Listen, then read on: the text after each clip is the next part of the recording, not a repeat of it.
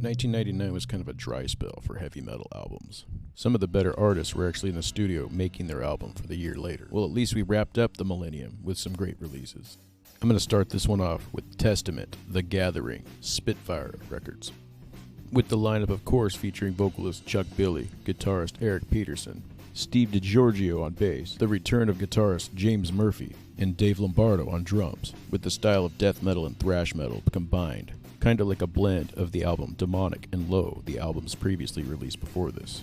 I actually think this is a great album from start to finish. The songs DNR and Down for Life are pretty good. I can go through the whole record, but I'm not going to do that. Figure it out yourself. And still to this day, it's really hard for me to pick a favorite album by this band, but this one is really high up there in my list.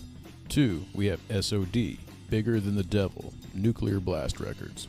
At the time this album came out, it really grew on me.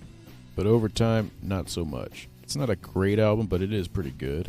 And I'd say not bad for a comeback album by a side project. And for people that don't know, Scott Ian and Charlie Benante from Anthrax, Billy Milano, and also Dan Liker on bass. It still has the hardcore elements of the Speak English or Die debut album, as well as the groove metal that was going on at the time.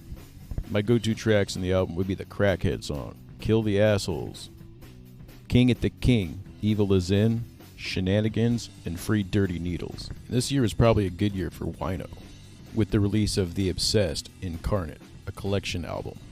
It features the 1983 Sodden Jackal EP, as well as demos and rarities recorded all the way up to the year of 1994, before the band split.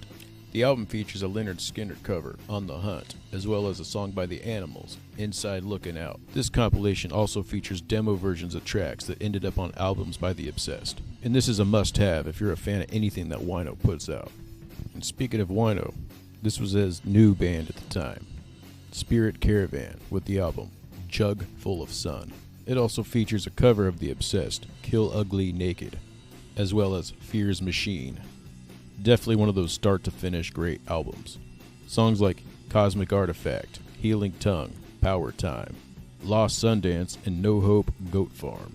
The lineup also featured bassist and second vocalist, the late Dave Sherman, and drummer Gary Esom.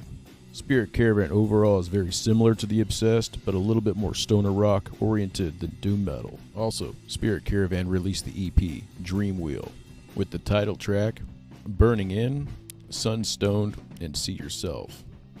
Okay, up next, Megadeth with the album Risk. Probably the least best album they ever put out, but I will admit the song Wanderlust is actually pretty fucking good. Kinda has like a Southwest Roadhouse biker bar rock sound. But if you expect a sequel to Rust in Peace, yeah, no fucking chance, bro. And it was the final Megadeth album to feature Marty Friedman on guitar. And thankfully, after this album, Megadeth's been up to some better things. Biohazard, New World Disorder, Mercury Records. This would be their 5th album and final major label appearance. And this is the only Biohazard album to feature guitarist Rob Echeverria, if I said it right. He was formerly of the band Helmet. The album has a blend of hardcore punk, rap metal, and even hip-hop, and a couple of radio-friendly ballads. The title track features rapper Sticky Fingers from Onyx, Christian Old Wolvers from Fear Factory, and Igor Cavalera from Sepultura. Last but not least, Typo Negative, World Coming Down. This would be the band's 5th album. My go-to tracks on the album would be Creepy Green Light, Everything Dies, and Everyone I Love Is Dead. This album's a little more dark and depressing, and not as sexual as the albums previously released. But I think I need to give this album another spin. It's been a fucking long time. I can't fully bash the year 1999. That's the year I went to Ozfest and saw Black Sabbath, the original fucking lineup. And also Fear Factory, Slayer, and Rob Zombie were opening. But as for releases, it was kind of a dry spell. I am grateful some good bands put out some albums this year at least. Thank you for checking out Mean Street Journal. Until next time, be sure to like and subscribe and all that good shit. Ring the bell. Mean Street Journal's on YouTube and Spotify. And also, tpublic.com carries Mean Street wear for all your offensive apparel needs. And if you somewhat like my topics, go ahead and make a donation to keep the channel going. Thank you.